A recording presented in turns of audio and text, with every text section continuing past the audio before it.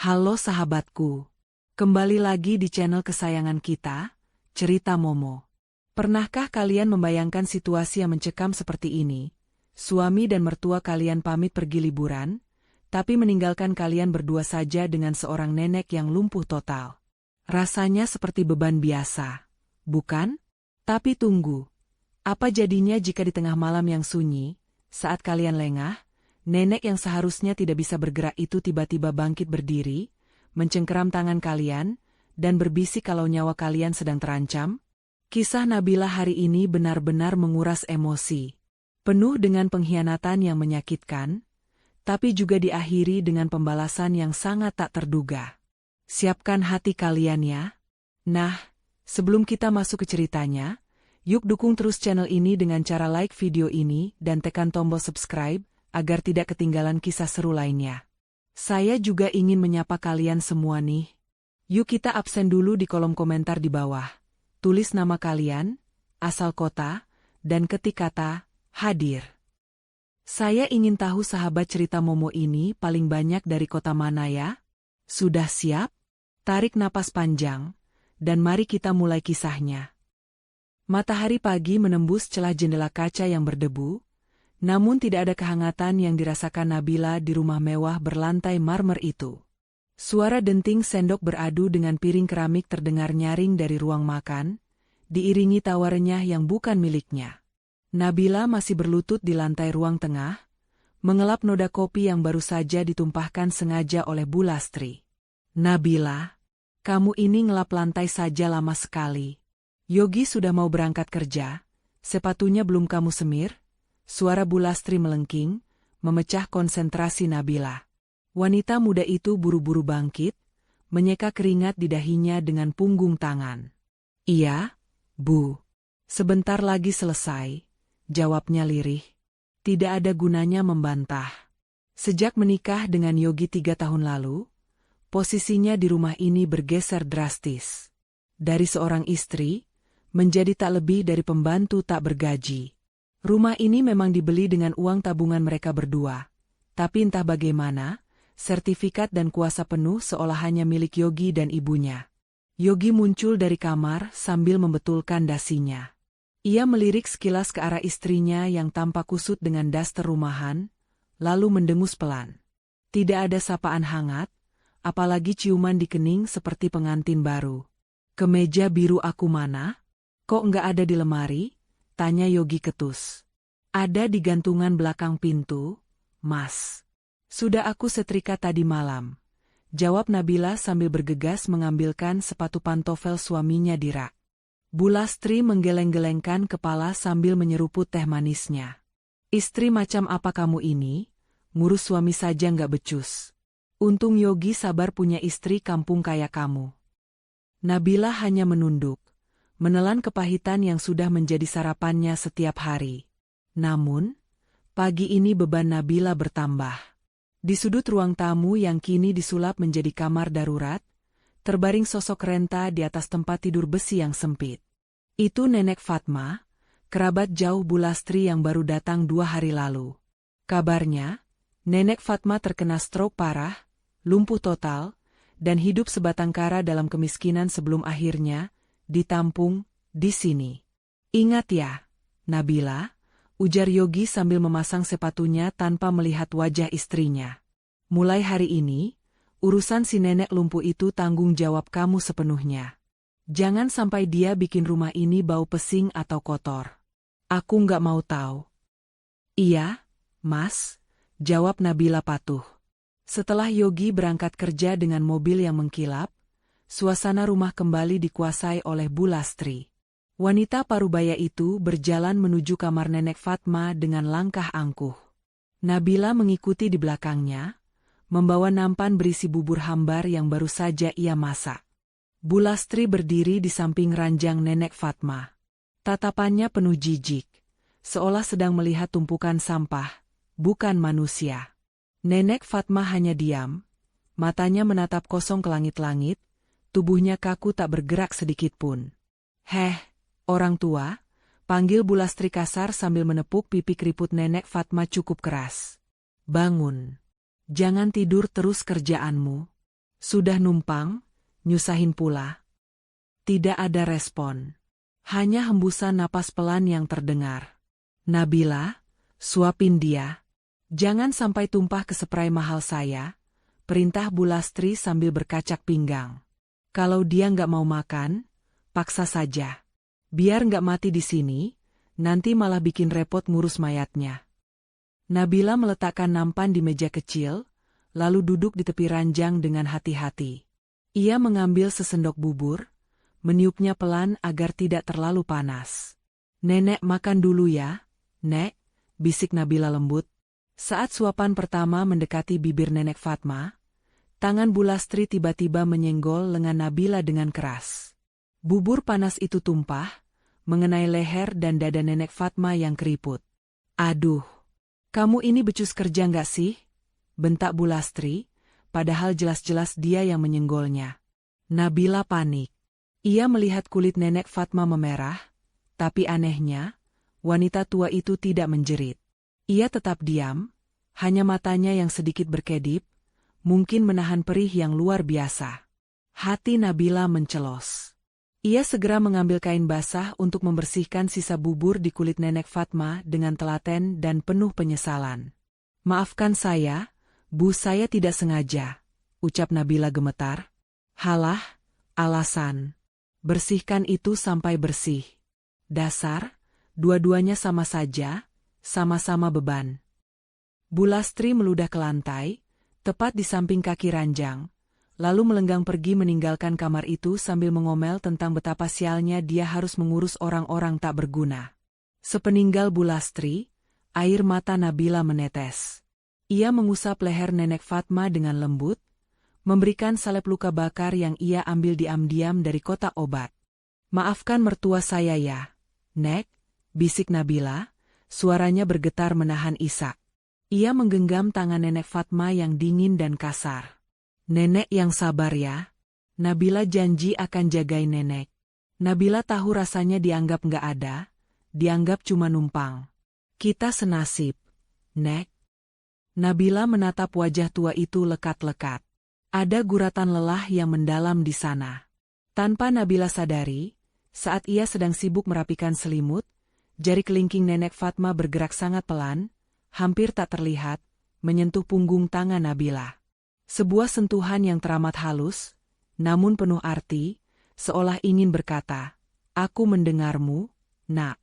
Namun Nabila terlalu sibuk menghapus air matanya sendiri untuk menyadari tanda kecil itu. Ia hanya berpikir bahwa ia kini memiliki teman dalam kesepiannya di rumah besar yang dingin ini, meskipun teman itu tak bisa bicara ataupun membalas pelukannya. Yang Nabila tidak tahu, keputusannya untuk bersikap lembut hari ini sedang dicatat baik-baik oleh sosok yang terbaring diam itu. Sebuah catatan yang kelak akan mengubah takdirnya selamanya. Suasana rumah yang biasanya tegang mendadak berubah drastis 2 hari kemudian. Sore itu, Nabila terkejut saat melihat meja makan sudah penuh dengan hidangan lezat. Ada sate ayam, gulai kambing, dan martabak manis kesukaan Yogi. Tidak seperti biasanya di mana Nabila harus memasak sendiri dengan jatah uang belanja yang pas-pasan dan seringkali kurang. Kali ini Bu Lastri pulang membawa banyak bungkusan makanan mewah. Ayo duduk, Nabila. Kita makan sama-sama, ajak Bu Lastri dengan senyum yang dipaksakan. Matanya menyipit, menyembunyikan kilatan licik yang luput dari pandangan polos Nabila. Sikap manis ini terasa asing, membuat bulu kuduk Nabila sedikit meremang, namun ia berusaha menepis prasangka buruk itu. Nabila duduk dengan ragu di kursi yang paling ujung. Tumben sekali ibu beli banyak makanan? Ada acara apa, Bu? Ulang tahun Mas Yogi kan masih lama? Yogi yang sedang lahap mengunyah sate menyahut santai tanpa menoleh. Gak ada apa-apa. Cuma mau syukuran kecil-kecilan. Oh ya, besok aku sama ibu mau pergi keluar kota. Mau ziarah sekalian refreshing sebentar ke villa teman ibu di daerah pegunungan. Suntuk banget rasanya di rumah terus.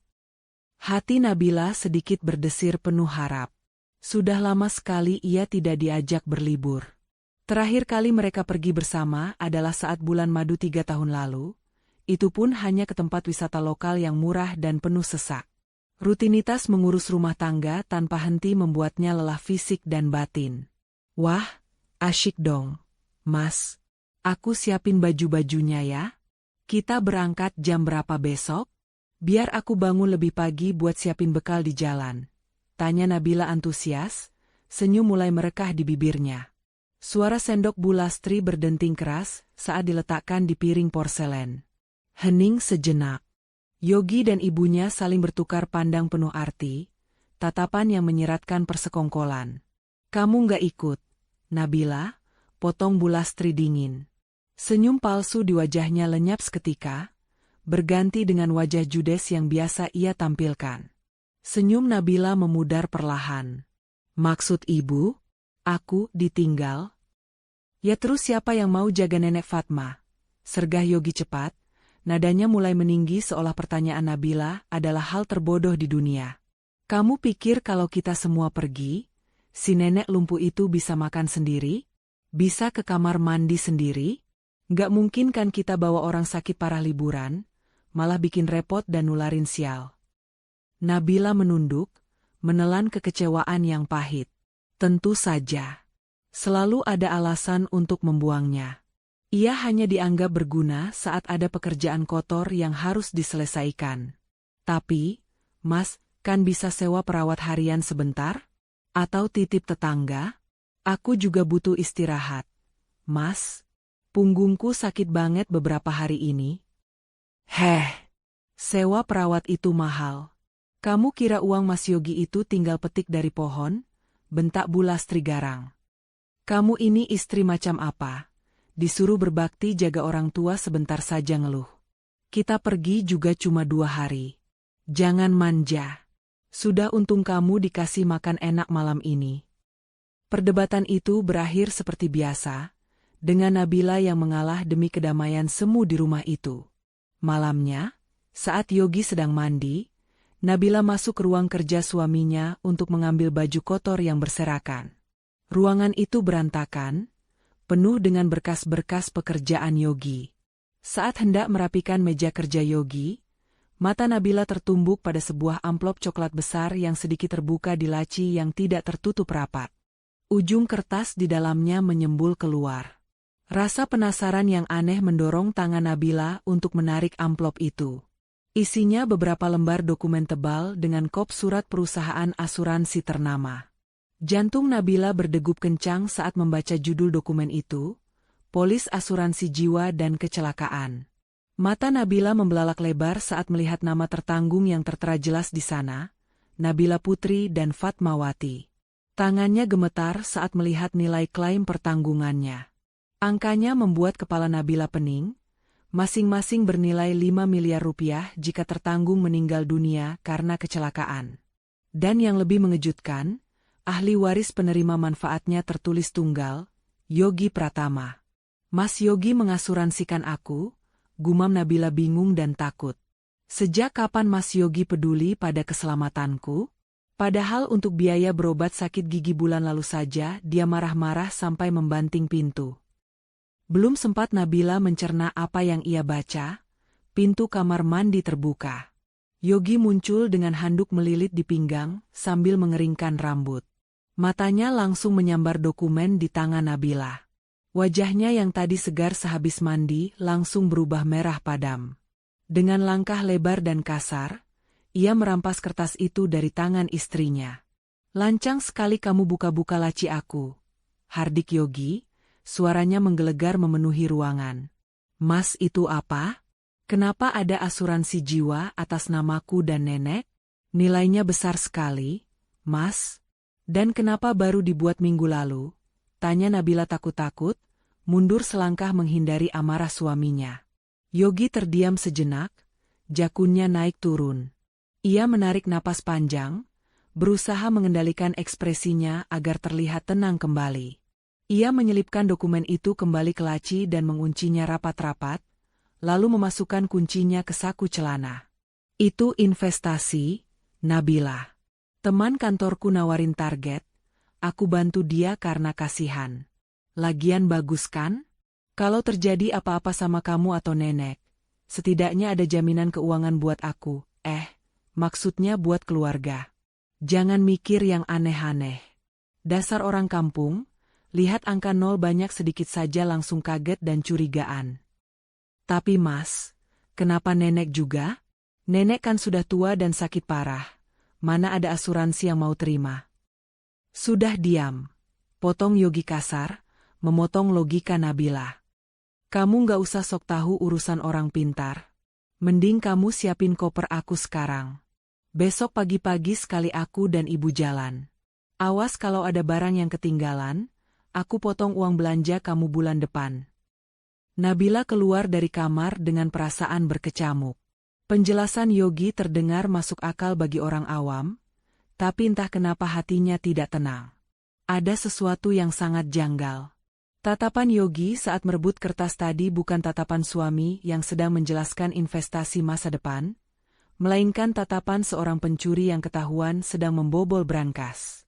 Di kamar tamu yang remang-remang dan pengap, Nabila kembali duduk di samping Nenek Fatma untuk mengecek popoknya sebelum tidur.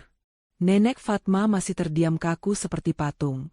Napasnya terdengar berat dan teratur. Namun, saat Nabila membetulkan letak bantalnya agar lebih nyaman, ia merasa tatapan mata Nenek Fatma malam ini berbeda.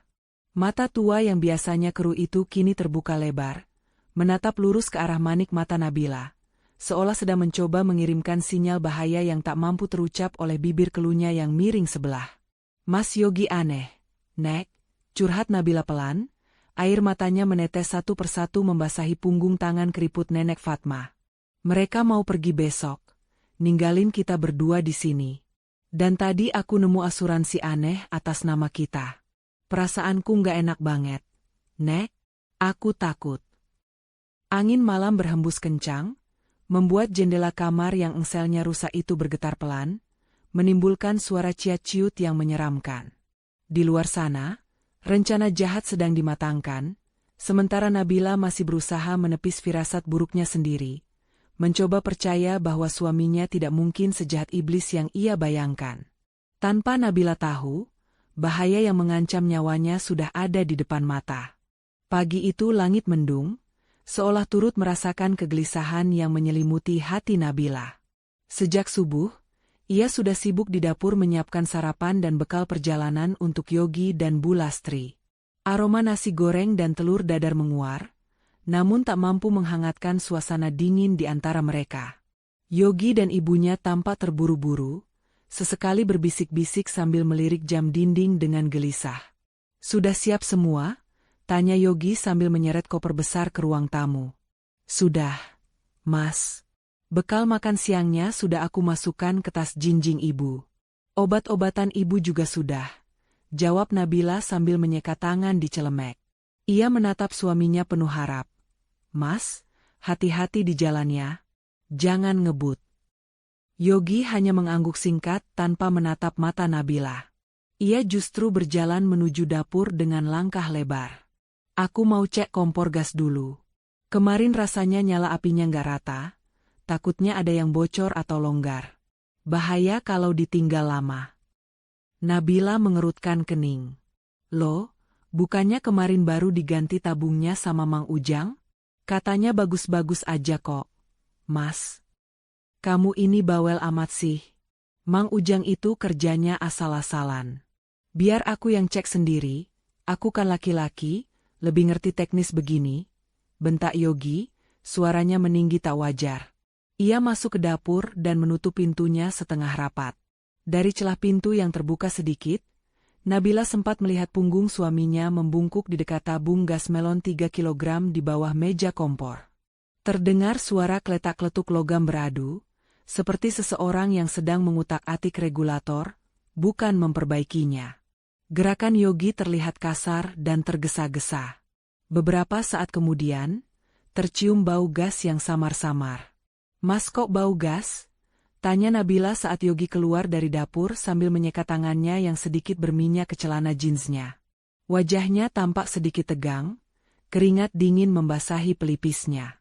Ah, perasaan kamu aja itu. Itu sisa gas yang keluar pas aku kencengin regulatornya tadi. Nanti juga hilang sendiri kalau kena angin. Jendelanya dibuka dikit aja nanti. elak Yogi cepat, menghindari kontak mata. Dah aku mau berangkat. Keburu macet. Bu Lastri yang sudah duduk manis di dalam mobil memanggil tak sabar. Yogi, ayo cepat. Nanti kesiangan check-in villanya. Yogi bergegas menyusul ibunya. Nabila mengikuti sampai ke teras. Saat mesin mobil dinyalakan, Bu Lastri menurunkan kaca jendela mobil. Bukannya melambaikan tangan atau mengucapkan salam perpisahan yang hangat, wanita tua itu justru menatap Nabila dengan senyum yang sangat aneh. Senyum menyeringai yang membuat darah Nabila berdesir dingin. Sudut bibir Bu Lastri terangkat, memperlihatkan gigi emasnya, namun matanya memancarkan kepuasan yang kejam.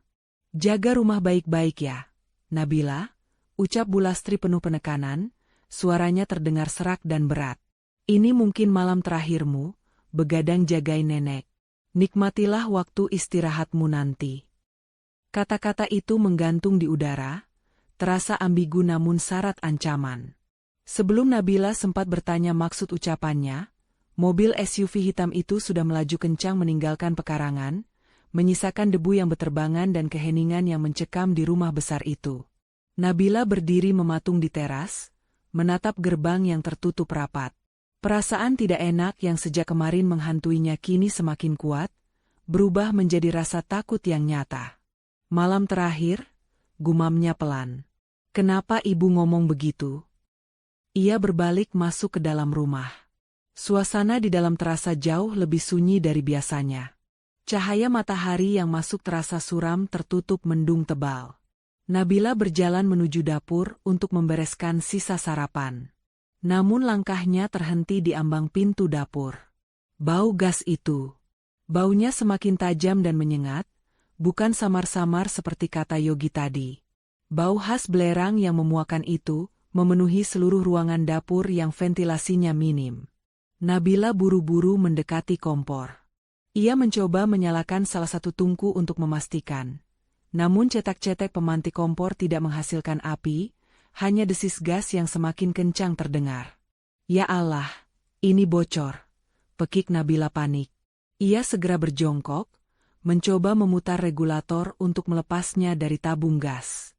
Namun anehnya, regulator itu macet. Seolah sengaja dipasang miring atau dirusak dratnya agar tidak bisa dilepas dengan mudah oleh tangan perempuan. Semakin ia paksa, desis gas itu justru terdengar semakin menakutkan, seperti ular berbisa yang siap mematuk. Kepala Nabila mulai pening karena terlalu banyak menghirup aroma gas. Aku harus buka semua jendela, batinnya. Ia berlari ke ruang tengah, membuka lebar-lebar semua jendela dan pintu depan agar sirkulasi udara lancar. Namun angin di luar tidak banyak membantu karena udara sedang lembab dan berat sebelum hujan. Di tengah kepanikan itu, Nabila teringat nenek Fatma. Gas ini sifatnya berat. Pasti akan merambat di lantai dan memenuhi kamar-kamar, termasuk kamar nenek. Ia segera berlari menuju kamar tamu tempat nenek berbaring. Nek, nenek baik-baik aja? Nabila tergopoh-gopoh masuk. Kamar itu remang-remang karena gorden tebal belum dibuka. Nenek Fatma masih terbaring dalam posisi yang sama, namun matanya terbuka lebar, menatap pintu tempat Nabila berdiri. Tatapannya tajam, waspada, dan sadar. Sangat berbeda dengan tatapan kosong orang pikun atau stroke yang biasa Nabila lihat. Nabila? Suara itu terdengar. Nabila terlonjak kaget. Ia menoleh ke kiri dan kanan, mencari sumber suara. Tidak ada siapa-siapa selain dirinya dan nenek. Si siapa itu? Tutup pintu kamarnya rapat-rapat, Nabila. Dan sumpal celah bawah pintu pakai handuk basah. Cepat. Suara itu datang dari arah ranjang. Nabila menatap nenek Fatma tak percaya. Bibir keriput itu bergerak. Suaranya serak karena lama tak digunakan, tapi intonasinya tegas, penuh otoritas, dan sangat jernih. Tidak ada tanda-tanda pelo layaknya penderita stroke. Nenek bicara? Nabila melangkah mendekat dengan kaki gemetar, antara rasa takut akan hal mistis dan kebingungan yang luar biasa. Jangan banyak tanya sekarang, Nak, nyawamu, nyawa kita, sedang di ujung tanduk. Lakukan apa yang aku bilang. Gas itu bukan kecelakaan, itu jebakan. Perintah Nenek Fatma, kali ini dengan nada mendesak yang tak terbantahkan. Nabila yang masih syok, secara naluriah menuruti perintah itu. Tubuhnya bergerak sendiri mengambil handuk di rak, membasahinya di wastafel kamar mandi dalam, lalu menyumpalkannya di celah bawah pintu kamar rapat-rapat sesuai instruksi nenek. Bau gas di dalam kamar perlahan berkurang, tertahan oleh sumbatan itu. Nabila berbalik menghadap Nenek Fatma dengan napas terengah-engah. Jantungnya berdegup kencang seirama dengan detak jam dinding yang seolah menghitung mundur waktu yang tersisa. Nek, sebenarnya apa yang terjadi? Kenapa nenek bisa bicara lancar? Dan kenapa nenek bilang ini jebakan? Nenek Fatma perlahan menyingkap selimut lusuh yang menutupi kakinya. Ia menarik napas panjang, lalu dengan sisa-sisa tenaga tuanya, ia menggeser tubuhnya dan duduk tegak di tepi ranjang tanpa bantuan siapapun. Pemandangan itu membuat Nabila menutup mulutnya dengan tangan, menahan jeritan kaget. Duduk sini, nak. Nenek menepuk sisi kasur di sebelahnya. Wajahnya yang keriput kini memancarkan aura wibawa yang sangat kuat, jauh berbeda dari sosok wanita tua tak berdaya yang selama ini Nabila mandikan. Mereka tidak pergi liburan, Nabila. Mereka pergi untuk menciptakan alibi. Dan tabung gas itu adalah senjata pembunuh yang mereka tinggalkan untuk kita. Nabila merasa dunianya berputar. Kakinya lemas seketika mendengar ucapan Nenek Fatma. Ia jatuh terduduk di lantai keramik yang dingin, tepat di samping kaki nenek yang menggantung di tepi ranjang. Pikirannya kies, berusaha mencerna kenyataan yang bertubi-tubi menghantam logikanya. Suaminya, mertuanya ingin membunuhnya? Tetapi kenapa? Nek, kenapa Mas Yogi mau membunuh aku? Aku salah apa? Aku selalu nurut, selalu melayani mereka. Suara Nabila pecah, air mata mulai mengalir deras membasahi pipinya. Nenek Fatma menghela napas panjang, tatapannya melembut namun tetap waspada. Ia mengulurkan tangan keriputnya, mengusap kepala Nabila dengan sayang. Bukan karena salahmu, nak, tapi karena keserakahan mereka. Uang membutakan mata hati manusia. Asuransi itu, Nabila, asuransi yang kamu lihat semalam, itu alasannya. Nabila mendongak, matanya sembab. Nenek, nenek tahu soal asuransi itu? Aku tahu semuanya. Aku tidak tidur, Nabila. Telingaku masih tajam, jawab Nenek Fatma tenang. Mereka pikir aku hanya seonggok daging tua yang tidak berguna, jadi mereka bicara bebas di depanku. Mereka merencanakan ini sudah sebulan. Mereka sengaja membuat seolah-olah gas bocor itu kecelakaan karena instalasi yang buruk.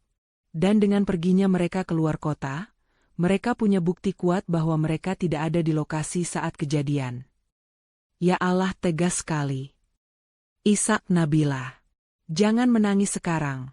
Suara Nenek Fatma meninggi sedikit, tegas. Air matamu tidak akan memadamkan api yang akan melalap rumah ini nanti. Kita harus pergi. Sekarang. Tapi lewat mana? Nek? Pintu depan dan belakang pasti sudah terkunci rapat dari luar.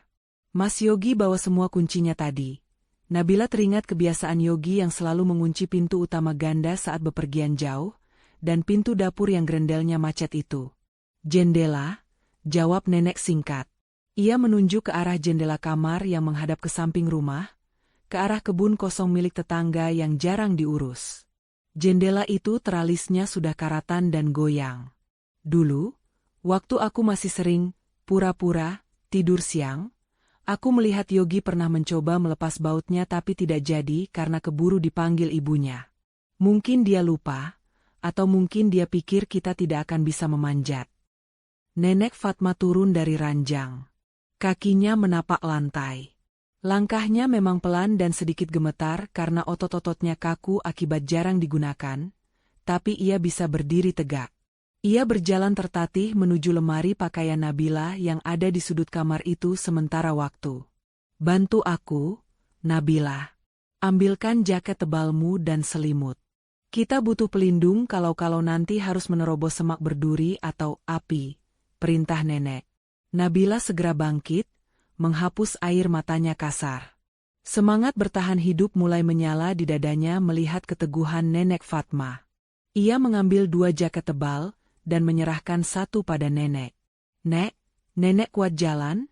tanya Nabila khawatir melihat kaki nenek yang kurus. "Harus kuat. Adrenalin akan membantu," jawab nenek sambil mengenakan jaketnya. "Sekarang, matikan semua lampu di kamar ini. Jangan sampai ada percikan listrik sekecil apapun. Kita buka jendelanya pelan-pelan." Kamar menjadi gelap gulita saat Nabila menekan saklar. Hanya cahaya remang-remang dari lampu jalan di kejauhan yang masuk lewat celah gorden. Mereka meraba-raba menuju jendela. Bau gas di luar kamar mungkin sudah sangat pekat sekarang. Untungnya sumbatan handuk basah di bawah pintu cukup efektif menahannya masuk ke kamar ini. Nabila membuka kunci jendela dengan hati-hati agar tidak menimbulkan bunyi. Ia mendorong daun jendela kayu itu keluar. Angin malam langsung menerpa wajah mereka, membawa sedikit kelegaan meski udara di luar pun terasa lembab. "Coba goyangkan teralis besinya, Nak.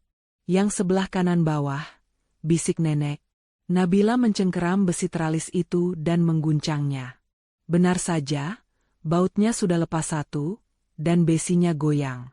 Dengan sekuat tenaga, didorong oleh rasa takut dan marah, Nabila menendang bagian bawah teralis itu beberapa kali. Brak!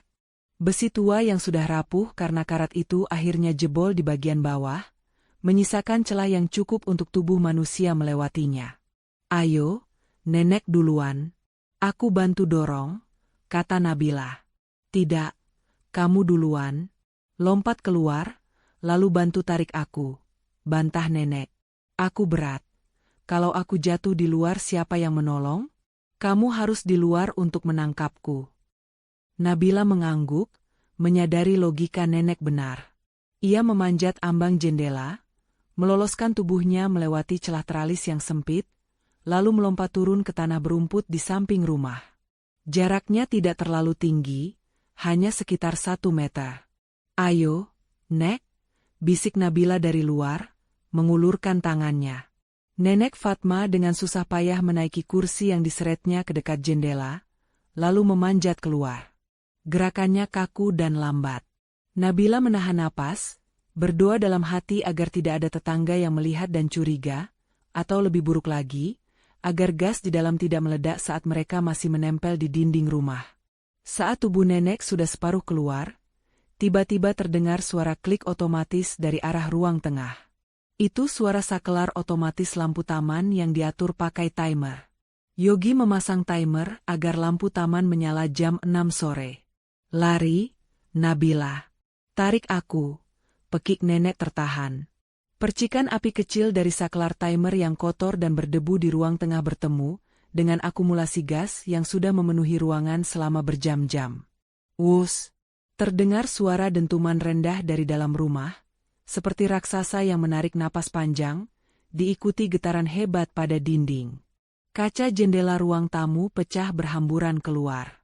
Nabila menarik tangan nenek sekuat tenaga hingga tubuh renta itu jatuh ke pelukannya di atas tanah basah. "Lari ke kebun. Tiarap!" teriak nenek. Mereka berdua merangkak dan berlari terseok-seok menjauhi rumah, menerobos semak belukar ilalang yang tinggi di kebun kosong sebelah. Duri-duri liar menggores pipi dan tangan Nabila, tapi ia tidak peduli. Ia terus menyeret nenek Fatma menjauh. Baru saja mereka mencapai jarak sekitar 50 meter, bersembunyi di balik gundukan tanah bekas galian, ledakan yang sesungguhnya terjadi. Blar! Langit malam yang gelap seketika berubah menjadi oranye terang. Atap rumah Nabila terlempar ke udara. Api menyembur dahsyat dari ruang dapur dan tengah, melahap segalanya dalam hitungan detik. Gelombang panasnya terasa menyengat kulit punggung Nabila, meski jarak mereka sudah cukup jauh. Nabila memeluk nenek Fatma erat-erat, membenamkan wajahnya di bahu wanita tua itu, gemetar hebat menyaksikan rumah yang dibangunnya dengan kerja keras, tempat ia menyimpan mimpi-mimpi sederhananya, kini hancur lebur dimakan api keserakahan suaminya sendiri. Di tengah gemuruh api dan sirene warga yang mulai berteriak panik di kejauhan, Nenek Fatma berbisik di telinga Nabila. Suaranya tenang namun dingin, "Lihat baik-baik apinya, Nabila. Bakar habis rasa cintamu pada suami biadab itu di sana." Mulai detik ini, Nabila yang cengeng sudah mati ikut terbakar. Yang tersisa hanya Nabila baru yang akan menuntut balas. Api berkobar semakin liar, menjilat-jilat langit malam yang gelap seolah ingin menelan seluruh isi dunia. Bunyi kertak-kertuk kayu yang patah dan dentuman kaca pecah terdengar susul-menyusul, menciptakan simfoni kehancuran yang mengerikan. Panas api itu begitu dahsyat, hingga membuat embun di dedaunan tempat Nabila bersembunyi langsung menguap. Nabila masih mendekap erat tubuh Nenek Fatma di balik gundukan tanah basah itu. Matanya terbelalak ngeri menatap rumah yang selama 3 tahun ini ia rawat dengan sepenuh hati, kini berubah menjadi neraka. Kenangan saat ia mengepel lantainya, menanam bunga di pot terasnya, hingga saat ia menangis sendirian di pojok dapur, semuanya kini hangus menjadi abu. "Rumahku habis, Nek," rintih Nabila. Suaranya parau tertelan gemuruh api. "Semuanya habis." "Biarkan habis, Nabila. Itu cuma bangunan. Yang penting nyawamu masih ada di badan," bisik Nenek Fatma di telinganya. Napas wanita tua itu terdengar berat, dadanya naik turun menahan lelah setelah aksi pelarian yang memacu jantung tadi. Dari arah jalan depan rumah, terdengar teriakan-teriakan panik. Warga kompleks mulai berdatangan. "Kebakaran! Kebakaran! Tolong panggil pemadam." "Astaga, itu rumah Pak Yogi. Istrinya ada di dalam. Tadi sore saya lihat dia nyapu halaman." "Dobrak pintunya. Cepat. Kasihan ada orang tua sakit di dalam." Suara-suara tetangga yang panik membuat hati Nabila teriris. Insting kemanusiaannya memberontak. Ia hendak bangkit berdiri, ingin berteriak memberitahu bahwa mereka selamat, bahwa mereka ada di sini, di balik semak-semak gelap ini. "Aku harus bilang mereka, Nek, mereka mau nekat masuk nolong kita." Nabila mencoba menegakkan badannya. Namun, cengkeraman tangan Nenek Fatma di lengannya justru semakin kuat. Kuku-kuku jari nenek menancap di kulit jaket Nabila, menahannya tetap tiarap di tanah.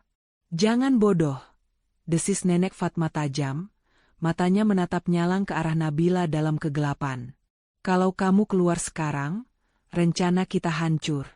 Yogi dan ibunya akan tahu kita selamat.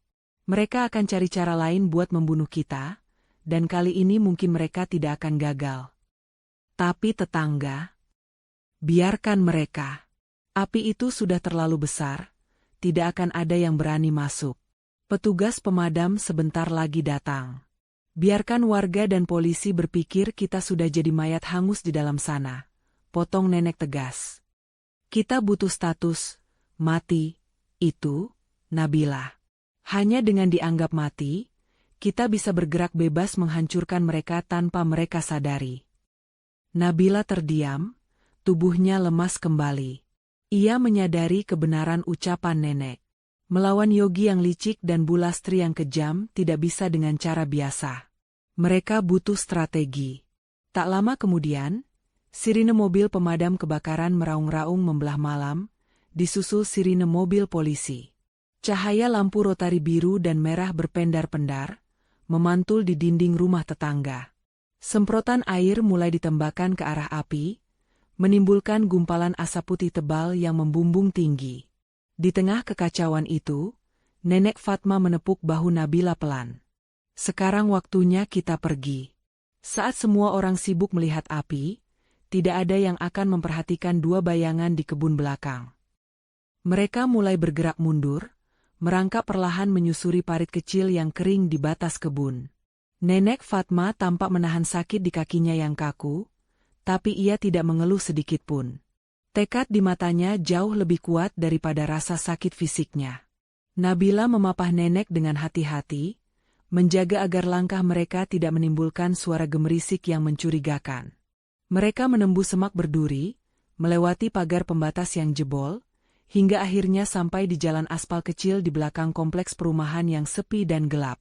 Jauh dari kerumunan warga yang menonton kebakaran di depan. Nabila mendudukkan nenek di sebuah bangku beton bekas pos ronda yang sudah tidak terpakai. Napas mereka tersengal-sengal. Wajah Nabila cemong oleh noda tanah dan jelaga, air mata masih menggenang di pelupuk matanya. Ia menatap nenek Fatma yang sedang memijat kakinya sendiri. Terus kita mau kemana? Nek? Kita nggak bawa uang sepeser pun, nggak bawa HP, baju cuma yang nempel di badan. Tanya Nabila putus asa. Realita kemiskinan mendadak menghantamnya. Nenek Fatma meraba bagian dalam keliman rok panjangnya yang lusuh. Terdengar suara krek pelan, seperti jahitan yang dirobek. Dari balik lipatan kain tebal itu, nenek mengeluarkan sebuah bungkusan plastik kecil yang tipis dan pipih. Di dalamnya ada beberapa lembar uang ratusan ribu, dan sebuah kartu nama berwarna hitam dengan tulisan emas. Aku sudah menjahit ini di bajuku sejak pertama kali masuk rumah neraka itu. Untuk berjaga-jaga, kata nenek sambil menyerahkan uang itu pada Nabila. Ini cukup untuk ongkos taksi dan beli makan malam ini. Kita tidak akan ke kantor polisi dulu. Belum waktunya. Lalu kemana? Ke alamat di kartu nama ini. Itu alamat kantor pengacaraku, tapi di belakangnya ada rumah aman. Pak Hendra, pengacaraku, orang yang bisa dipercaya. Dia akan menyembunyikan kita sampai waktunya tepat. Jelas nenek. Nabila menerima uang dan kartu nama itu dengan tangan gemetar. Ia menatap kembali ke arah langit yang masih memerah karena kobaran api di kejauhan. Rumahnya, harta bendanya, kenangannya, semuanya musnah.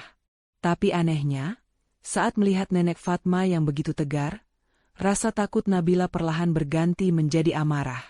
Amarah yang dingin dan tenang. Ia membayangkan wajah Yogi yang mungkin sedang tertidur nyenyak di hotel mewah, atau mungkin sedang berpura-pura sedih menelepon kerabat. Nabila mengepalkan tangannya kuat-kuat. Ayo, Nek, ucap Nabila sambil berdiri dan membantu nenek bangkit. Ia menghapus sisa air matanya dengan kasar. Kita pergi. Aku nggak mau nangis lagi. Nenek Fatma tersenyum tipis. Sebuah senyum bangga. Ia merangkul bahu cucu menantunya itu. Di bawah sorot lampu jalan yang remang, dua wanita yang seharusnya sudah mati, itu berjalan tertatih namun pasti, menjauh dari masa lalu mereka yang hangus, menuju kegelapan malam untuk menyusun rencana pembalasan. Ingat kata-kataku tadi, Nak? Bisik nenek Fatma seraya mereka menyetop sebuah taksi tua yang kebetulan lewat. Malam ini kita yang menangis melihat api. Tapi besok, air mata palsu mereka yang akan berubah jadi darah. Matahari pagi yang cerah terasa seperti ejekan bagi pemandangan mengerikan di Jalan Anggrek nomor 12. Puing-puing rumah mewah itu masih mengepulkan asap tipis. Garis polisi berwarna kuning melintang, mencegah warga yang penasaran untuk mendekat terlalu jauh. Bau hangus sisa kebakaran semalam masih menyengat hidung, bercampur dengan aroma amis air bekas pemadaman yang menggenang di selokan. Sebuah mobil SUV hitam berhenti mendadak di depan kerumunan. Pintu terbuka kasar. Yogi melompat keluar dengan wajah yang sudah ia kondisikan sejak di perjalanan pulang tadi. Panik, kacau, dan histeris. Ia berlari menerobos kerumunan warga, mengabaikan teriakan petugas yang mencoba menahannya. Nabila, Nabila, teriak Yogi, suaranya parau dibuat-buat. Ia menjatuhkan dirinya ke aspal basah tepat di depan puing-puing rumahnya yang sudah rata dengan tanah. Istriku mana? Nabila, kamu di mana? Di belakangnya, Bu Lastri keluar dari mobil dengan langkah terhuyung-huyung, dibantu sopir sewaan. Aktingnya tak kalah memukau. Ya Allah, rumahku, cucuku. Nenek Fatma bagaimana? Jeritnya melengking, lalu tubuhnya limbung seolah kehilangan kesadaran. Ibu pingsan. Tolong ibu saya. Seru Yogi sambil merangkul tubuh ibunya yang terkulai lemas. Beberapa tetangga ibu-ibu langsung sigap membantu, memijat tengkuk Bu Lastri dan memberinya minyak angin. Padahal, dalam pelukan anaknya, mata Bu Lastri sedikit terbuka sekilas, memastikan bahwa kamera wartawan lokal yang ada di sana merekam penderitaan mereka dengan sudut yang pas. Seorang petugas polisi berseragam lengkap menghampiri Yogi. Wajahnya prihatin. "Pak Yogi, tabahkan hati Bapak. Kami sudah berusaha semampu kami semalam, tapi api terlalu besar dan cepat merambat karena dugaan kebocoran gas." Yogi mendongak, air mata buayanya mengalir deras membasahi pipi. "Istri saya, Pak, nenek saya, mereka ada di dalam? Mereka selamat, kan?" tanyanya dengan bibir gemetar yang sangat meyakinkan. Polisi itu menghela napas berat sambil menggeleng pelan. Tim forensik sedang menyisir lokasi. Tapi melihat kondisi kehancuran seperti ini, kemungkinan selamat sangat kecil. Kami menemukan sisa-sisa maaf, jasad yang hangus di bagian yang dulunya kamar tamu. Diduga itu korban, sulit dikenali. Mendengar kata jasad, Yogi langsung meraung, memukul-mukul aspal dengan kepalan tangannya hingga lecet. "Kenapa saya harus pergi liburan? Kenapa saya tinggalkan mereka? Bodoh. Saya suami bodoh," rutuknya sambil menjambak rambutnya sendiri. Di dalam hati, Yogi bersorak kegirangan. 2 mayat. Sempurna. Ia tidak tahu bahwa apa yang dianggap polisi sebagai jasad itu, hanyalah sisa-sisa manekin fiber tua, dan tumpukan barang organik lain yang hangus tak berbentuk. Dalam kekacauan pasca kebakaran, identifikasi visual memang mustahil dilakukan segera. Wartawan dari stasiun TV lokal dan media online mulai mengerubungi Yogi, menyodorkan mikrofon seperti semut mengerubungi gula. Lampu kilat kamera berkedip-kedip menyilaukan. "Pak Yogi, bisa ceritakan kronologinya? Apa benar ini murni kecelakaan?" tanya seorang reporter wanita. Yogi menghapus air matanya, memasang wajah paling sedih sedunia. Ia merangkul bahu ibunya yang baru, sadar, dari pingsan pura-puranya. Saya pamit ziarah sama ibu 2 hari lalu. Sebelum pergi, saya sudah cek kompor, rasanya aman. Tapi mungkin takdir berkata lain. Istri saya, Nabila, dia wanita yang sangat baik, sangat soleha. Dia merawat nenek saya yang lumpuh dengan tulus. Saya sangat terpukul, saya kehilangan segalanya." Bu Lastri ikut risak di sampingnya, menyembunyikan wajah liciknya di balik sapu tangan sutra mahal. "Cucu mantu saya itu rajin sekali. Kasihan dia, meninggal dengan cara begini. Padahal kami baru saja mau merayakan ulang tahun pernikahan mereka bulan depan." "Ya Allah, cobaan apa ini?" ratapnya penuh drama. Sandiwara itu berlangsung sempurna. Warga sekitar yang menonton ikut meneteskan air mata. Iba melihat nasib suami yang ditinggal mati istri dan neneknya secara tragis. Tidak ada satupun yang curiga. Tetangga yang kemarin sempat mendengar Bu Lastri memarahi Nabila pun kini luluh melihat kesedihan mendalam wanita tua itu. Setelah sesi wawancara dan pendataan awal polisi selesai, Yogi dan Bu Lastri diizinkan meninggalkan lokasi untuk beristirahat di hotel terdekat sementara waktu, karena rumah mereka sudah tidak ada. Begitu masuk ke dalam kamar hotel yang mewah dan pintu tertutup rapat, duka cita itu lenyap seketika seperti asap yang tertiup angin. Yogi melempar jasnya ke kasur, lalu tertawa kecil yang kemudian berubah menjadi tawa lepas. Ia berjalan ke minibar, mengambil botol air dingin dan meneguknya rakus. "Gila, akting kamu bagus banget, Bu.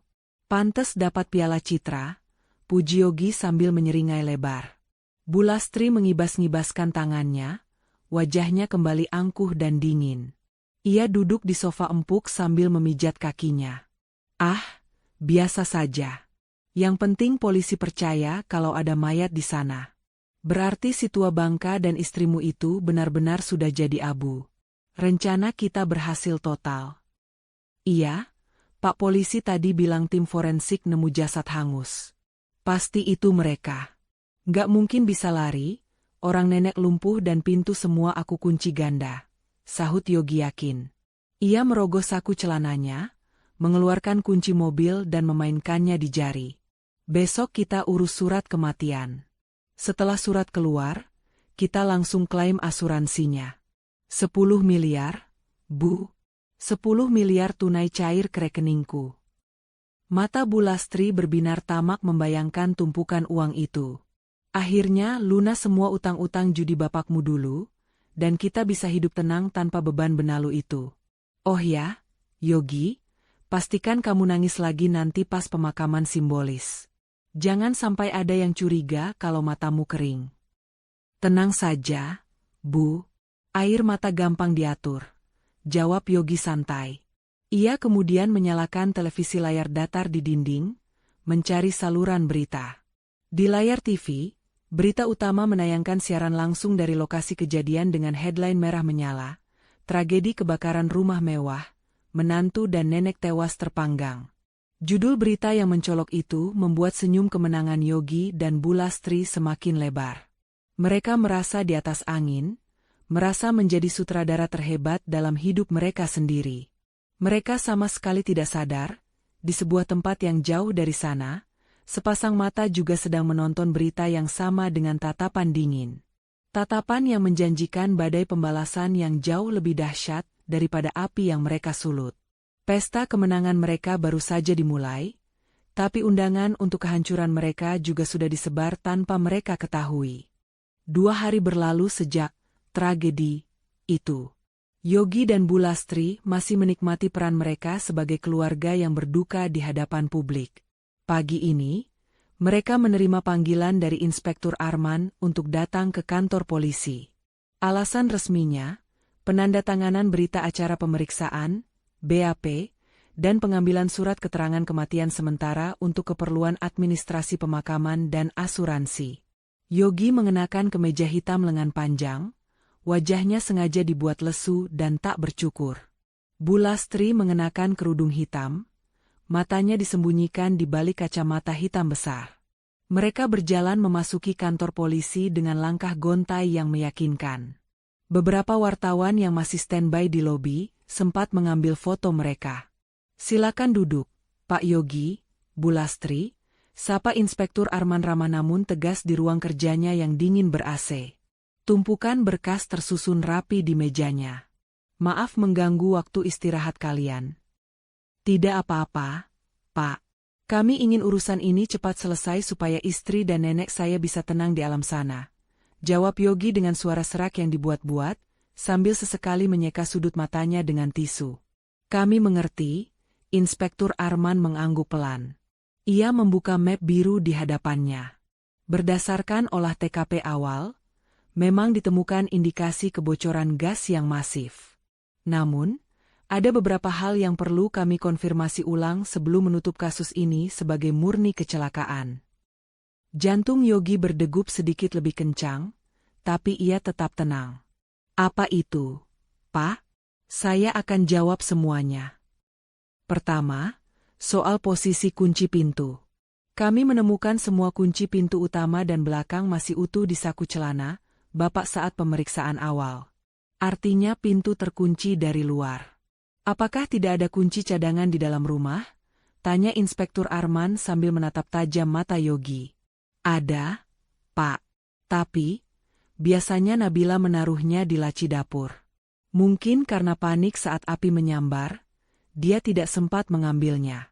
Apalagi dia harus memapah nenek yang lumpuh. Jawab Yogi lancar. Jawaban yang sudah ia latih berulang kali di depan cermin. Bu Lastri menambahkan dengan isak tangis tertahan, kasihan menantu saya, Pak pasti dia bingung sekali. Dia itu orangnya memang gampang panik. Duh, Nabila. Inspektur Arman mengangguk-angguk, mencatat sesuatu di kertasnya. Suasana hening sejenak, hanya terdengar suara gesekan pena di atas kertas. Tiba-tiba, Arman meletakkan penanya dan menatap lurus ke arah pintu di belakang Yogi. Baiklah. Penjelasan Bapak cukup masuk akal. Tapi, ada satu saksi kunci yang mungkin punya versi cerita berbeda. Dan kebetulan, saksi ini baru saja datang melapor pagi ini, ucap Inspektur Arman dengan nada yang berubah drastis, lebih dingin dan penuh arti. Yogi mengerutkan kening. Saksi? Siapa? Pak? Tetangga saya? Mereka kan cuma lihat api dari luar. Bukan tetangga, Jawab Arman singkat sambil memberi isyarat tangan ke arah pintu. Pintu ruang interogasi itu terbuka perlahan. Suara engsel pintu yang berdecit pelan terdengar, seperti suara lonceng kematian bagi Yogi. Ia menoleh malas, siap untuk menyangkal kesaksian siapapun yang masuk. Namun, saat melihat siapa yang berdiri di ambang pintu, darah di seluruh tubuh Yogi seolah berhenti mengalir. Wajahnya yang tadi, sok sedih, kini memucat pasi, lebih putih dari tembok di belakangnya. Di sana, berdiri Nabila. Masih hidup, utuh, tanpa luka bakar sedikitpun, meski wajahnya tampak lelah dan tanpa make-up. Ia mengenakan pakaian sederhana yang bersih, mendorong sebuah kursi roda. Dan di atas kursi roda itu, duduk Nenek Fatma yang menatap Yogi dengan sorot mata tajam menusuk, seolah mampu menguliti dosa-dosanya satu persatu. Sayang. Yogi tergagap, suaranya tercekat di tenggorokan. Kakinya gemetar hebat hingga lututnya menabrak meja. Ibu? Kalian hantu? Bu Lastri yang duduk di sampingnya, membelalakan mata di balik kacamata hitamnya. Mulutnya menganga lebar, tak mampu mengeluarkan suara. Tangannya mencengkeram lengan kursi kuat-kuat, seolah ingin meremukan pegangannya. Bagaimana mungkin? Bagaimana mungkin mereka selamat dari ledakan sedahsyat itu? Kami bukan hantu, Mas, jawab Nabila dingin. Suaranya datar, tanpa emosi, namun menyiratkan kekuatan baru yang belum pernah Yogi lihat sebelumnya. Nabila mendorong kursi roda Nenek Fatma masuk ke dalam ruangan, mendekati meja inspektur. Kami korban percobaan pembunuhan yang gagal. Nabila, apa yang kamu bicarakan? Yogi langsung berdiri, berusaha menutupi kepanikannya dengan kemarahan pura-pura. Keringat dingin mulai bercucuran di pelipisnya. Kamu selamat? Syukurlah. Aku khawatir setengah mati. Kenapa kamu ngomong ngawur soal pembunuhan? Kamu masih syok ya? Yogi mencoba melangkah maju hendak memeluk Nabila, atau lebih tepatnya, membungkamnya. Tapi langkahnya terhenti saat Inspektur Arman menggebrak meja dengan keras. Duduk, Pak Yogi, bentak Arman. Yogi terlonjak kaget dan kembali duduk dengan kaku. Matanya liar menatap Nabila dan Nenek bergantian, otaknya berputar cepat mencari alibi baru. Nenek Fatma yang sejak tadi diam, kini mengangkat tangannya, memberi isyarat agar Nabila berhenti mendorong kursi rodanya tepat di depan Yogi. Jarak mereka hanya terpisah satu meja. Simpan sandiwaramu untuk di neraka nanti, Yogi. Suara Nenek Fatma terdengar berat dan penuh wibawa. Tidak ada lagi suara lirih orang sakit. Kami tahu semuanya. Tentang kebocoran gas yang kamu buat, tentang pintu yang kamu kunci ganda, dan tentang asuransi itu. Nenek ngelindur ya? Nenek kan sakit? Bu Lastri mencoba bersuara, suaranya gemetar ketakutan. Sakit? Nenek Fatma tertawa sinis, tawa yang membuat ruangan itu terasa semakin mencekam. Ya, aku memang sakit. Sakit hati melihat anak dan menantu yang aku kira manusia, ternyata iblis berwujud manusia. Nenek Fatma menatap Inspektur Arman. Pak Polisi, saya ingin membuat laporan resmi. Bukan laporan kebakaran, tapi laporan percobaan pembunuhan berencana demi uang asuransi. Fitnah. Itu fitnah keji. Teriak Yogi histeris, menunjuk wajah Nenek Fatma. Nenek ini sudah pikun. Pak, jangan percaya. Istri saya juga pasti dihasut. Mana buktinya kalau saya mau membunuh? Mana? Nabila menatap suaminya dengan tatapan jijik. Ia merogoh saku celananya, lalu meletakkan sebuah alat perekam suara kecil berwarna hitam di atas meja Inspektur Arman. Ini buktinya, Mas, ucap Nabila tenang. Ruangan itu hening seketika. Mata Yogi terpaku pada benda kecil itu. Benda yang ia kira mainan atau sampah, ternyata adalah kunci kehancurannya. Wajahnya pias, kepalanya pening, dan untuk pertama kalinya dalam hidupnya, Yogi merasa benar-benar terpojok tanpa jalan keluar. Sandiwara duka cita yang ia bangun dengan rapi, kini runtuh berkeping-keping di hadapan mayat yang bangkit kembali. Suasana di ruang interogasi Inspektur Arman berubah menjadi sangat tegang. Alat perekam kecil berwarna hitam itu tergeletak di tengah meja, seperti sebuah bom waktu yang siap meledak. Yogi menatap benda itu dengan mata melotot, napasnya memburu tak beraturan. Keringat dingin mengalir deras di punggungnya, membasahi kemeja hitam yang ia kenakan. "Apa-apa itu?" tanya Yogi terbata, berusaha tertawa meremehkan meski terdengar sumbang. "Kamu mau main detektif-detektifan, Nabila? Itu cuma mainan kan?" Nabila tidak menjawab. Ia hanya memberi isyarat mata pada Inspektur Arman. Polisi itu mengangguk, lalu menekan tombol play pada alat perekam tersebut. Hening sejenak. Suara statis terdengar samar, lalu muncullah suara yang sangat dikenal oleh semua orang di ruangan itu. "Regulatornya sudah aku longgarkan, Bu. Karet silnya juga sudah aku buang. Gasnya pasti keluar deres banget." Itu suara Yogi. Jernih dan tak terbantahkan. Wajah Yogi langsung berubah menjadi abu-abu. Ia mematung di kursinya. Rekaman berlanjut. Terdengar suara Bu Lastri menyahut. "Bagus. Jangan sampai ketahuan tetangga. Pastikan pintunya dikunci semua. Biar si tua bangka dan istrimu itu terpanggang di dalam, jadi nggak ada jejak." "Beres, Bu. Timer lampu taman juga sudah aku set jam 6 sore. Begitu ada percikan listrik ketemu gas, boom. Kita tinggal terima uang asuransi, bayar utang judi bapak, dan hidup enak." "Hahaha, pinter anak ibu. Akhirnya kita bebas dari beban hidup." Klik. Inspektur Arman mematikan rekaman itu. Keheningan yang menyusul terasa jauh lebih memekakan telinga daripada teriakan apapun. Suara tawa jahat Yogi dan Bu Lastri dalam rekaman itu masih terngiang-ngiang, kontras dengan wajah pucat pasi mereka saat ini. Itu rekayasa," teriak Bu Lastri tiba-tiba, memecah keheningan. Ia berdiri sambil menunjuk-nunjuk Nabila dengan tangan gemetar. "Sekarang kan zaman canggih. Itu pasti suara AI. Suara buatan. Menantu durhaka ini mau memfitnah kami supaya bisa menguasai harta warisan." "Harta warisan apa, Bu?" potong Nabila tajam. "Harta warisan rumah yang sudah jadi abu? Atau utang judi miliaran yang kalian sembunyikan?" Yogi mencoba bangkit, wajahnya merah padam karena panik bercampur marah. "Diam kamu. Kamu nggak tahu apa-apa. Pak Polisi, saya berani sumpah itu bukan suara saya. Mana mungkin saya tega membunuh istri sendiri? Nabila itu istri kesayangan saya." "Cukup," bentak Inspektur Arman. Ia berdiri, menatap Yogi dan Bu Lastri dengan pandangan menghina.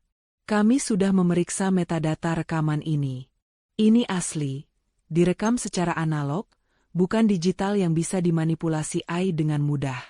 Selain itu, tim forensik kami baru saja menemukan sisa regulator yang rusak di puing dapur. Rusaknya identik dengan diputar paksa menggunakan tang, bukan rusak karena ledakan. Sidik jari Bapak Yogi mungkin sudah hilang terbakar, tapi pengakuan di rekaman ini sudah cukup kuat sebagai bukti permulaan." "Nenek?"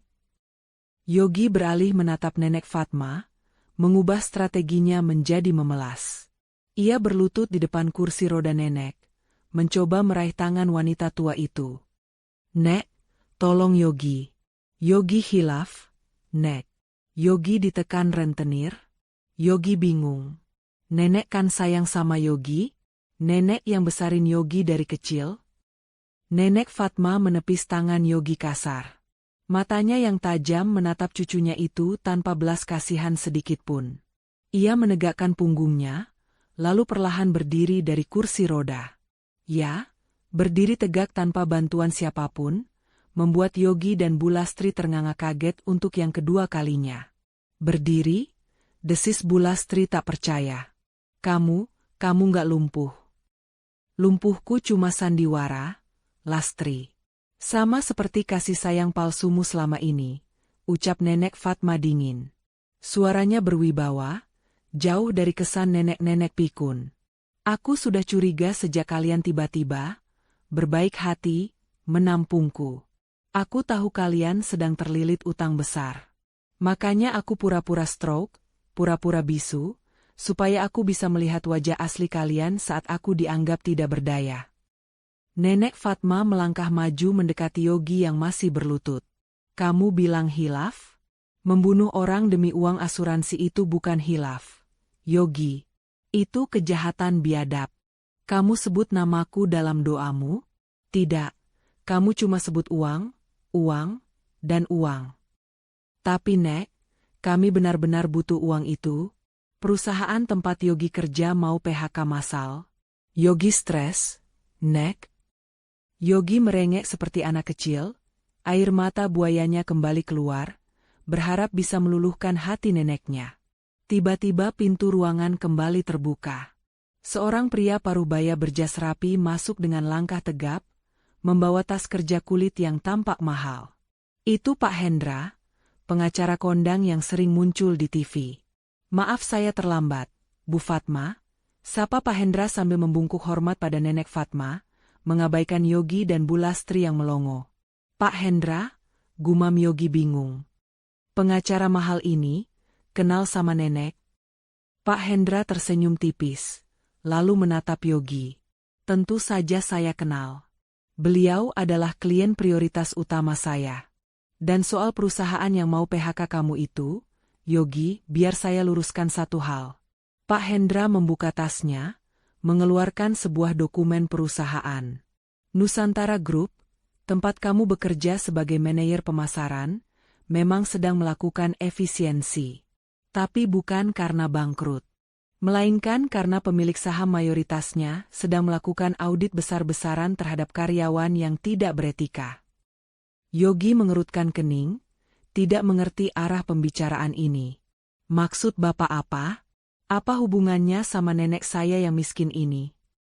Nenek Fatma tertawa kecil, tawa yang penuh kemenangan. Ia menatap Yogi dengan sorot mata merendahkan. Miskin? Oh, cucuku yang malang. Kamu terlalu sibuk mengejar bayangan harta sampai tidak sadar siapa yang duduk di depanmu. Perkenalkan, sambung Pak Hendra dengan suara lantang. Wanita yang kalian coba bunuh ini, Ibu Fatmawati, adalah pemilik 60% saham Nusantara Group. Beliau adalah komisaris utama perusahaan tempat kamu bekerja, Yogi, bos besarmu yang sesungguhnya. Dunia Yogi seakan runtuh seketika. Langit-langit ruangan berputar. Ia ternganga lebar, menatap neneknya yang berdiri tegak dengan aura kekuasaan yang tak terbantahkan. Bu Lastri di sampingnya jatuh pingsan, kali ini pingsan sungguhan karena syok berat. Nenek pemilik perusahaan? Yogi tergagap. Otaknya gagal memproses informasi gila ini. Neneknya yang kumal, bau minyak angin, dan makan bubur sisa itu adalah konglomerat? Kejutan, bisik nenek Fatma sambil tersenyum miring. Sekarang, nikmatilah warisan yang sesungguhnya aku siapkan untuk cucu durhaka sepertimu. Penjara. Suasana di ruang interogasi itu berubah menjadi kekacauan emosional. Bu Lastri yang baru saja siuman dari pingsannya mengerjap-erjapkan mata, berharap semua yang didengarnya tadi hanyalah mimpi buruk.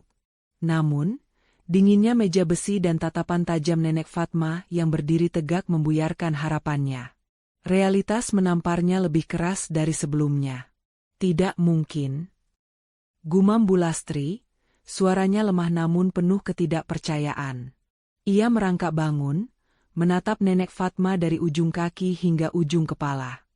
Kamu Fatmawati yang itu? Pemilik gedung pencakar langit di pusat kota? Yang sering masuk majalah bisnis? Kenapa?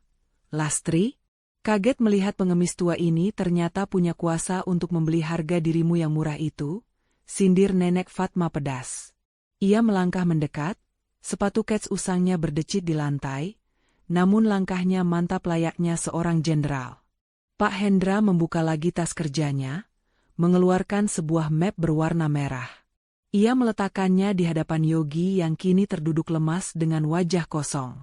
Biar saya jelaskan detailnya, supaya penyesalan kalian semakin lengkap, ujar Pak Hendra dengan nada formal namun menusuk. Ibu Fatmawati memang menggunakan nama samaran di jajaran direksi publik agar bisa hidup tenang. Selama ini beliau memantau kinerja karyawannya dari jauh. Termasuk kamu, Yogi. Yogi mendongak perlahan, matanya merah berair. Maksud Bapak? Kamu bilang kamu takut di PHK? Pak Hendra tertawa kecil, tawa yang kering tanpa humor. Ia membuka map merah itu. Lihat ini. Ini adalah surat keputusan promosi yang sudah ditandatangani Ibu Fatmawati seminggu yang lalu. Beliau berniat mengangkatmu menjadi kepala cabang utama di Surabaya bulan depan. Gajimu akan naik 3 kali lipat, fasilitas rumah dinas mewah, dan mobil baru. Mata Yogi membelalak lebar membaca kertas itu. Tanda tangan di bawahnya tertulis jelas, Fatmawati SH, Komisaris Utama. Tanda tangan yang sama persis dengan yang ada di buku rapor SD-nya dulu saat nenek mengambilkan rapornya. Nenek mau naikin jabatan Yogi? Suara Yogi bergetar hebat. Awalnya, iya, potong nenek Fatma tegas. Aku pikir, meski kamu jarang menjengukku, mungkin kamu sibuk bekerja keras. Aku ingin memberimu kejutan. Aku datang ke rumahmu menyamar sebagai kerabat miskin dan sakit, hanya untuk melihat apakah karaktermu sudah matang untuk memegang jabatan tinggi. Pemimpin yang baik harus punya empati, Yogi. Harus bisa menghargai orang kecil. Nenek Fatma mencondongkan tubuhnya, menatap lurus ke dalam bola mata Yogi yang kini dipenuhi ketakutan. Tapi apa yang aku temukan? Bukan pemimpin bijak, tapi monster serakah. Kamu dan ibumu memperlakukanku seperti sampah. Kalian memberiku makan sisa, membentakku, dan puncaknya, kalian mencoba membakarku hidup-hidup demi uang asuransi receh yang nilainya tidak sebanding dengan 1% asetku. Yogi menjatuhkan kepalanya ke meja, menangis meraung-raung. Bukan tangisan tobat, melainkan tangisan penyesalan karena kehilangan tambang emas yang sudah ada di depan mata. Ia menyadari kebodohannya yang luar biasa. Jika saja ia bersabar sedikit dan merawat nenek dengan baik, ia akan mendapatkan segalanya tanpa harus membunuh. Bodoh. Aku bodoh. Yogi memukuli kepalanya sendiri. Bu, ini gara-gara ibu. Ibu yang suruh aku bunuh nenek. Ibu yang bilang nenek cuma beban. Bu Lastri terlonjak kaget disalahkan. Kok nyalahin ibu? Kamu yang pasang gasnya. Kamu yang mau uang asuransi buat judi online kamu itu kan? Jangan bawa-bawa ibu. Cukup, bentak Inspektur Arman muak melihat drama saling tuduh itu. Ia memberi isyarat kepada 2 petugas berseragam di belakangnya. Borgol mereka. Pasal berlapis sudah menunggu. Percobaan pembunuhan berencana, pemalsuan laporan, dan perusakan properti. Bunyi klik logam dingin yang mengunci pergelangan tangan Yogi dan Bu Lastri terdengar seperti vonis akhir. Bu Lastri meronta-ronta histeris saat ditarik petugas. Nabila tolong ibu, nak, kamu kan menantu yang baik. Bilang sama nenek, ibu cuma hilaf. Nabila Bu Lastri menggapai-gapai ke arah Nabila, memohon belas kasihan pada orang yang selama ini ia injak-injak. Nabila hanya diam mematung di samping kursi roda kosong itu. Wajahnya datar, air matanya sudah kering. Ia menatap mertuanya yang diseret pergi tanpa rasa iba sedikitpun. Hatinya sudah beku oleh api yang mereka sulut sendiri. Nabila yang dulu sudah mati terbakar di rumah itu, Bu. Yang berdiri di sini sekarang adalah orang asing bagi kalian. Ucap Nabila pelan, namun cukup keras untuk didengar Bu Lastri sebelum pintu ruang tahanan tertutup. Sementara itu, Yogi yang sudah pasrah hanya bisa menunduk saat digiring melewati nenek Fatma. Ia berhenti sejenak, menatap sepatu usang neneknya. Nek? Bisik Yogi lirih. Maafin Yogi. Nenek Fatma tidak menoleh. Ia menatap lurus ke depan, wajahnya keras seperti batu karang. Tuhan mungkin memaafkanmu, Yogi. Tapi hukum dunia harus tetap berjalan. Nikmatilah masa mudamu di balik jeruji besi. Anggap saja itu liburan panjang yang kamu inginkan kemarin. Yogi diseret paksa oleh polisi, meninggalkan ruangan itu dengan raungan keputusasaan yang menggema di lorong kantor polisi. Pintu besi dibanting menutup, memisahkan dunia bebas dengan masa depan kelam yang menanti mereka. Setelah kepergian mereka, keheningan kembali menyelimuti ruangan. Aura ketegangan perlahan surut, berganti dengan rasa lega yang bercampur kelelahan luar biasa. Pak Hendra merapikan berkas-berkasnya dan memasukkannya kembali ke dalam tas. Semua bukti sudah lengkap, Bu Fatma. Dengan rekaman itu dan kesaksian Ibu, saya pastikan mereka akan mendapat hukuman maksimal. Mungkin 20 tahun atau seumur hidup, mengingat ini berencana dan korbannya lansia, lapor Pak Hendra profesional. Nenek Fatma menghela napas panjang, bahunya yang tegap perlahan turun, menunjukkan sisi manusianya yang lelah.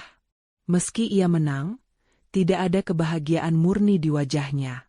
Menjebloskan anak dan cucu sendiri ke penjara, sebusuk apapun mereka, tetap menyisakan luka di hati seorang ibu. Nabila memberanikan diri mendekat. Ia masih merasa canggung mengetahui identitas asli wanita tua yang selama ini ia mandikan. Maksud saya, Bu Fatma? Nabila tergagap bingung harus memanggil apa. Nenek Fatma menoleh, tatapannya langsung melembut. Senyum hangat yang tulus kembali menghiasi wajah keriputnya. Ia merentangkan kedua tangannya. Panggil nenek saja, Nak. Uang dan jabatan itu untuk orang luar. Untukmu, aku tetap nenek yang kamu suapi bubur kemarin, kata nenek lembut. Nabila tak kuasa menahan tangis haru. Ia menghambur ke pelukan nenek Fatma. Memeluk erat tubuh renta yang ternyata menyimpan kekuatan raksasa itu. Di pelukan itulah Nabila akhirnya merasa menemukan rumah yang sesungguhnya. Rumah yang tidak dibangun dari batu bata, tapi dari ketulusan hati yang teruji oleh api. Sekarang, ucap nenek sambil mengelus punggung Nabila, kita punya banyak pekerjaan rumah. Bukan membersihkan lantai.